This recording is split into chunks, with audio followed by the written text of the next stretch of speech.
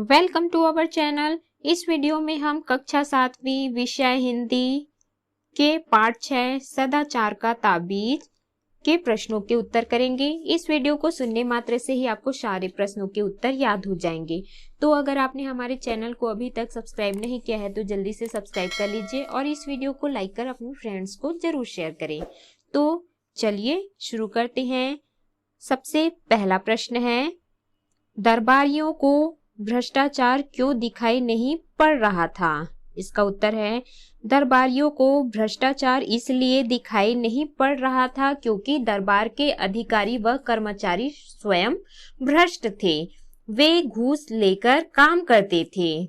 प्रश्न दूसरा है, विशेषज्ञों ने भ्रष्टाचार के बारे में राजा को क्या बताया? इसका उत्तर है, विशेषज्ञों ने कहा, हुजूर, वह भ्रष्टाचार हाथ की पकड़ में नहीं आता। वह स्थूल नहीं है, सूक्ष्म है, अगोचर है, पर वह सर्वत्र व्याप्त है। उसे देखा नहीं जा सकता, अनुभव किया जा सकता है। अगला है प्रश्न तीसरा, भ्रष्टाचार समाप्त करने के लिए विशेषज्ञों ने राजा को क्या सुझाव दिए? इसका उत्तर है, भ्रष्टाचार समाप्त करने के लिए विशेषज्ञों ने राजा को अनेक सुझाव दिए। भ्रष्टाचार मिटाने के लिए राजा को व्यवस्था में बहुत परिवर्तन करने होंगे। ऐसे अवसर ही ना उपलब्ध हो कि भ्रष्टाचार उत्पन्न हो सके। उदाहरणार्थ, ठेका है तो ठेकेदार है और वे अधिकारियों को घूस देते हैं, अतः ठेका ही मिटा दिया जाए। ऐसे अनेक कारण हैं जिसकी वजह से आदमी घूस लेता है। उन पर भी विचार कर दूर करने का प्रयत्न किए जाए। अगला है प्रश्न चौथा, भ्रष्टाचार मिटाने की योजना पढ़ने के बाद राजा की तबीयत क्यों खराब रहने लगी? इसका उत्तर है, भ्रष्टाचार मिटाने की योजना पढ़ने के बाद राजा की तबीयत चिंता के कारण खराब रहने लगी, क्योंकि उससे सारी व्यवस्था उलट-पुलट हो जाती, जिसके कारण नई नई कठिनाइयां पैदा होती। अगला है प्रश्न पांचवा, साधु ने राजा को भ्रष्टाचार के बारे में क्या बताया? इसका उत्तर है, साधु ने राजा को भ्रष्टाचार के बारे में बताते हुए कहा कि भ्रष्टाचार और सदाचार मनुष्य की आत्मा में होता है, बाहर से नहीं। ईश्वर जब मनुष्य की रचना करता है तो किसी की आत्मा में ईमान और किसी की आत्मा में बेईमानी की फल फिट कर देता है। मनुष्य अपनी आत्मा की पुकार के अनुसार ही काम करता है।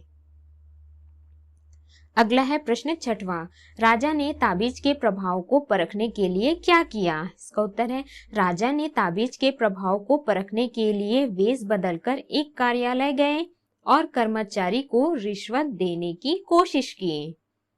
अगला है प्रश्न सातवां, राजा ने भ्रष्टाचार की तुलना ईश्वर से क्यों की? इसका उत्तर है, जब विशेषज्ञों ने भ्रष्टाचार के बारे में बताया कि वह सूक्ष्म और सर्वव्यापी है, उसे देखा नहीं जा सकता, अनुभव किया जा सकता है, इसलिए राजा ने भ्रष्टाचार की तुलना ईश्वर से की, क्योंकि ये गुण ईश्वर के हैं।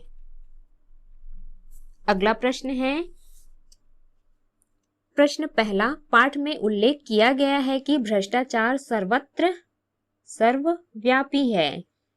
आप इस बात से सहमत हैं या असहमत? तर्क के साथ अपनी समझ को लिखिए। इसका उत्तर है, उक्त कथन पूर्णतः सत्य है। वर्तमान में भ्रष्टाचार सर्वत्र व्याप्त है। हमें अपने छोटे बड़े सभी कार्यों के लिए घूस देना पड़ता है। जिस अदालत को हम न्याय का मंदिर कहते हैं, वहां भी घूस के कारण झूठी गवाही दी जाती है, तारीखें बदली जाती है, निर्णय बदले जाते हैं। जज के नीचे बगल में बैठा हुआ बाबू बिना चाय पानी लिए पेशी की तारीख नहीं बताता। अगला है प्रश्न दूसरा, क्या आपको लगता है कि ताबीज जैसे साधनों से भ्रष्टाचार खत्म किया जा सकता है? अगर हाँ तो कैसे और नहीं तो क्यों? इसका उत्तर है, नहीं, भ्रष्टाचार को किसी ताबीज से समाप्त नहीं किया जा सकता, क्योंकि भ्रष्टाचार व सदाचार मनुष्य की आत्मा में होता है। मनुष्य अपने दृढ़ निश्चय से ही सदाचारी बना रह सकता है।